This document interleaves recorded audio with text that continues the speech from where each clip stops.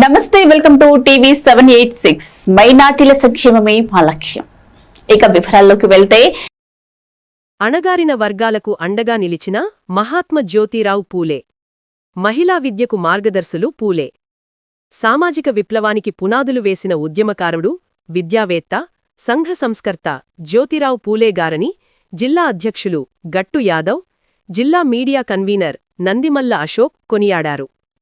అసమానతలు లేని సమాజం కావాలని, అందరికీ విద్య వల్లనే అభివృద్ధి సాధ్యమని నమ్మిన మహనీయుడు పూలే అని వారు పునరుద్ఘాటించారు.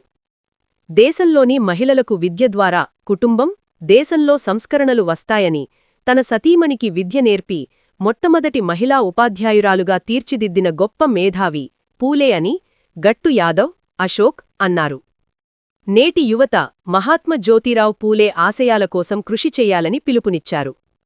మహాత్మ జ్యోతిరావు పూలే వారికి నివాళులు అర్పించిన వారిలో కౌన్సిలర్ శ్రీకర్ గౌడ్ గంధం, పరంజ్యోతి, గులాం ఖాదర్ ఖాన్, నాగన్న యాదవ్, నీలస్వామి, వెంకట్ సాగర్, సూర్యవంశం, గిరి, జోహెబ్ హుస్సేన్, సునిల్ వాల్మీకి, శిరీషా రమేష్ గౌడ్, స్టార్ రహీం, చిట్యాల రాము, ఏకే పాషా, కొల్లాపూర్ రాము, రాజానగరం సత్యం, కరుణాకర్, లక్మన్, శివప్రసాద్ గౌడ్, కె రాజు, కె తరుణ్, కె అరుణ్ తదితరులు ఉన్నారు.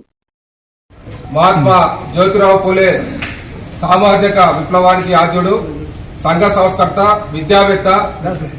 మహిళలకు విద్య కావాలని దేశంలోనే మొట్టమొదటిసారిగా మహిళా విద్య వల్ల కుటుంబం, దేశంలో సంస్కరణలు ఏర్పడి అభివృద్ధి చెందుతాయని నమ్మిన వ్యక్తి జ్యోతిరావు పూలే.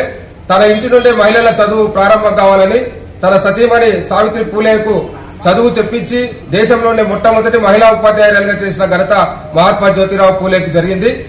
మహాత్మా జ్యోతిరావు పూలే చేయడం జరిగింది. అటువంటి మహాన్నత వ్యక్తి జయంతి జరుపుకోవడం నిజంగా మన అదృష్టం.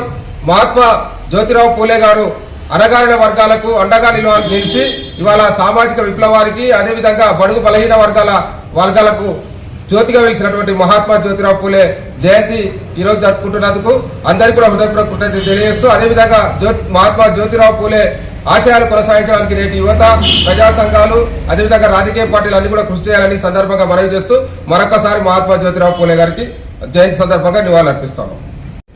జయంతి సందర్భంగా బీఆర్ఎస్ పార్టీ పట్టణ పార్టీ ఆధ్వర్యంలో ఇవాళ వారికి నివాళులు అర్పించడం జరిగింది.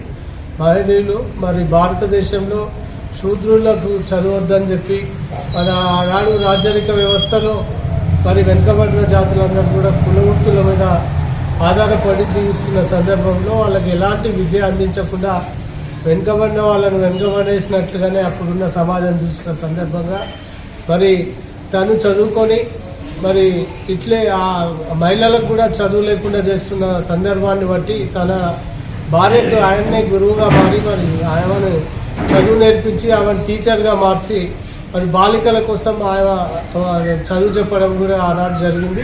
మరి వారి స్ఫూర్తిదాయకంగా వాళ్ళు ఆనాడు చేసినటువంటి ఆ నాటిన మొక్క ద్వారానే ఇవాళ సమాజంలో మొత్తం కూడా మరి సామాజిక వర్గాలందరూ కూడా విద్యా వ్యవస్థకు చాలా దగ్గరైన సందర్భాన్ని మరొకసారి గుర్తు చేసుకుంటూ, వారి జన్మదినం మరి వెనుకబడిన తరగతుల అందరికీ కూడా వాళ్లకు ఆయనను స్ఫూర్తిగా తీసుకొని అందరికీ కూడా విద్యాదానం అందించాలి. మరి ఈరోజు మహిళలందరూ కూడా సమాజంలో మరి సగానికి వాళ్ళ శాతాన్ని పెంచుకొని మరి రాజకీయ వ్యవస్థలో కూడా 33%ని వాళ్ళు పుణికిపుచ్చుకొని మరి వాళ్ళు సాధించి రేపు చట్టసభల్లో కూడా మహిళా శక్తి పెరగబోతుంది కనుక మరొకసారి పూలే గారిని మహిళలందరూ కూడా గుర్తు చేసుకోవాల్సిన అవసరం ఉందని ఈ సందర్భంగా తెలియజేస్తూ, మరి వారి జన్మదిన సందర్భంగా బీఆర్ఎస్ పార్టీ నాయకులందరూ కూడా పాల్గొని ఈ కార్యక్రమం విజయవంతం చేసినందుకు వారందరూ కూడా ధన్యవాదాలు.